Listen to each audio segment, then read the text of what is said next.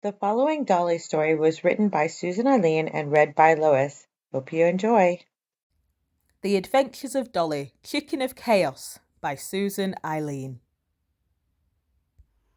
This one is for my ARC readers and the street team from the IG group The Hen House Unhinged for compelling me to write this insanity.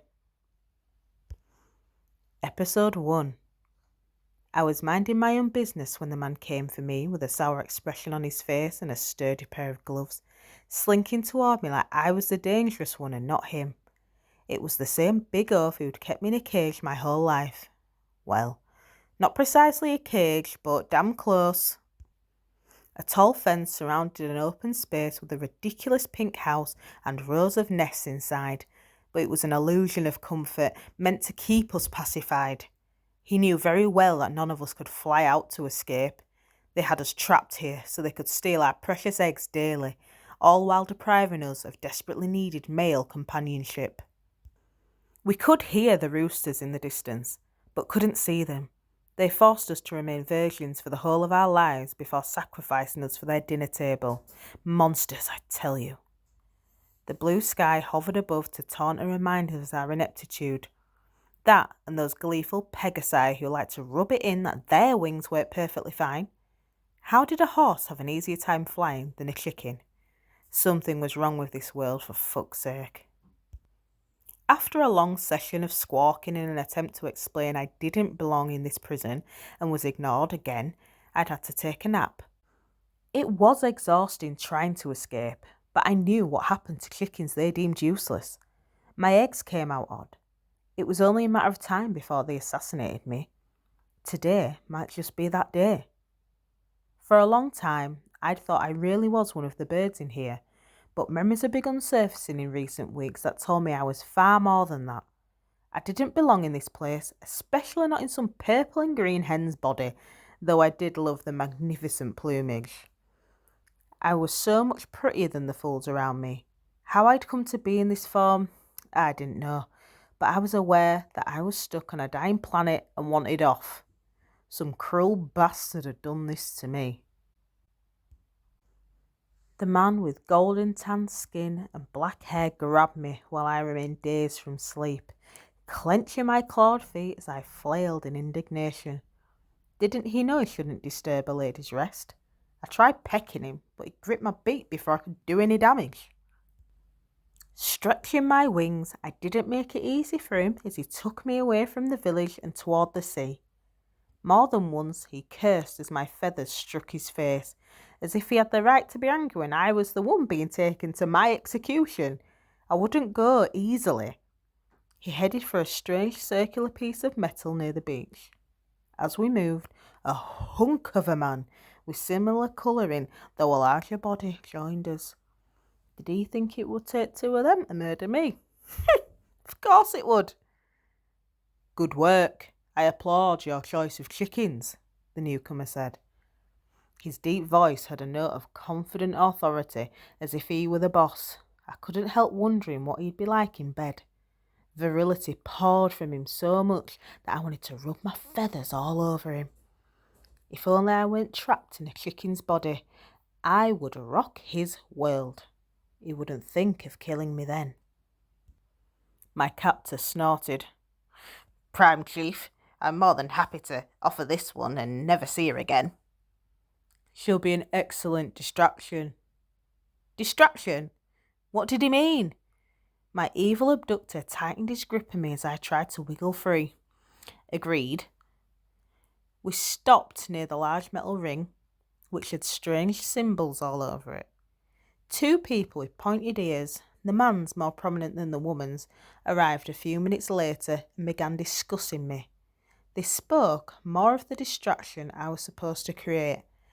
It sounded like they wanted me to do what I pretty much did daily in the coop, which wasn't so bad. At least they recognised my talent and impeccable penchant for theatrics. With no warning, I was transferred to the lady whose hold was firm yet gentle. Warmth filled me. Something about her and her multi-hued golden hair tugged at my memory. I couldn't bring it into focus, but I had no doubt she was important.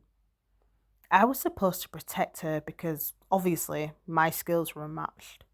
There was a good reason for it, even if I couldn't recall why. I didn't fight her much until she handed me over to the man next to her, who whispered curse words as I struggled against him. He didn't calm me like the woman. He looked at me like I was a piece of disgusting garbage, which I most certainly wasn't. How could he not see I was a superior being in every way and the lady's rightful protector? I wanted to peck his eyes out and claw through his entrails. That would teach him a lesson.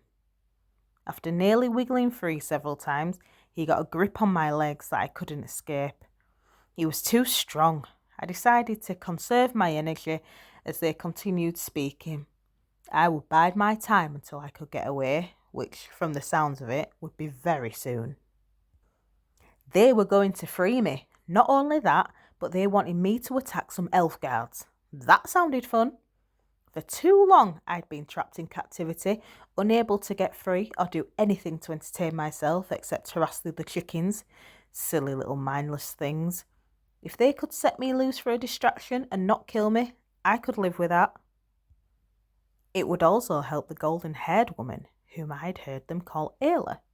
And though I still couldn't remember why she mattered, I knew I needed to help her. The large round ring burst with blue light in the middle, popping my ears.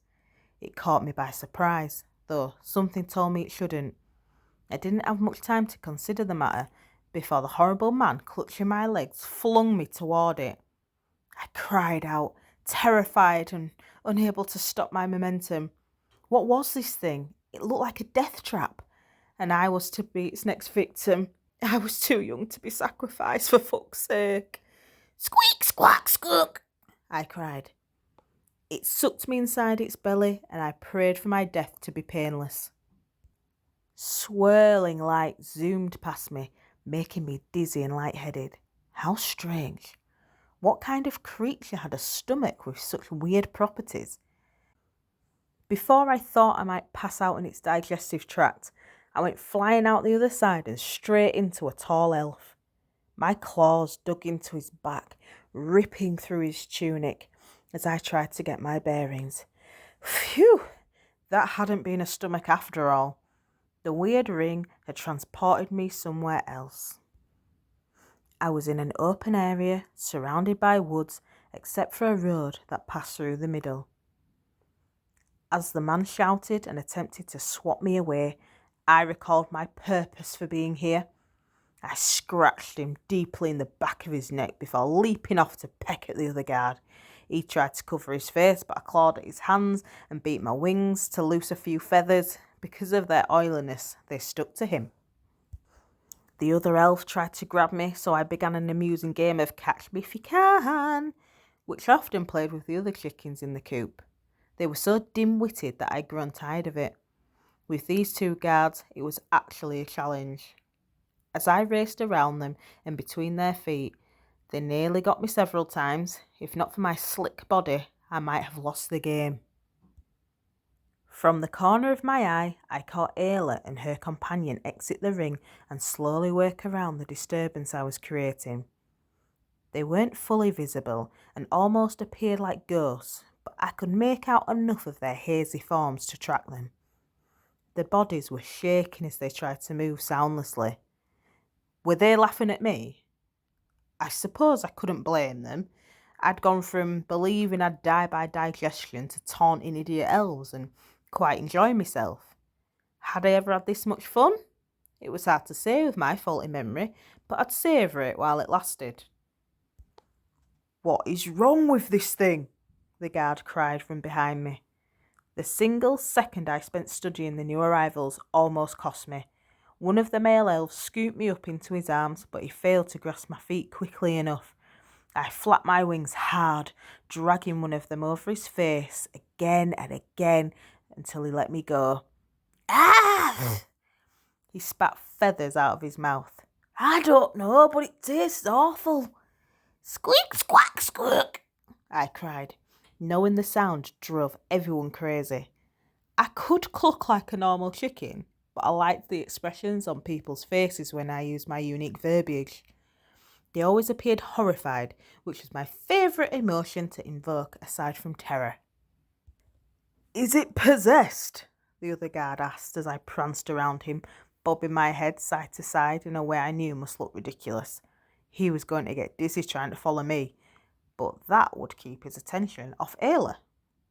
The other guard glanced at the portal, showing no sign of seeing the two people creeping away from it. "I don't know, but this thing's caretaker better come get it."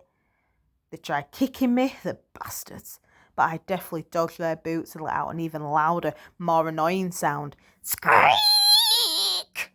They both winced before yelling, "Shoo!" The portal closed and the guards glanced at it with panicked expressions, realising no one else was coming and that they would be stuck with me. I toyed with them for a minute longer until they crashed into each other. They fell to the ground in a heap as I pranced away, silently snickering. That would teach them who the true superior being among us was. Ayla and her companion had made it about 20 feet farther when I caught up to them, planning to watch the backs. The male leaned down and nudged me towards the nearby woods. It appeared they didn't want me following them, but that was fine. I had a whole new place to explore, and for the first time, freedom. They'd mentioned needing me as a distraction when they returned, so I wouldn't go too far. I just headed for the area that the male elf directed me to look for something else to harass. "Do you think it really opened the portal by itself?" a guard asked as I moved away. I glanced back to see his partner scoff. "Don't be ridiculous. Someone wanted to get rid of that thing and thought it would be funny to send it to us. If the nameless ones have any mercy, it will find its way back home and bother them again." Ha! As if I'd ever go back there. I was free and ready to cause chaos.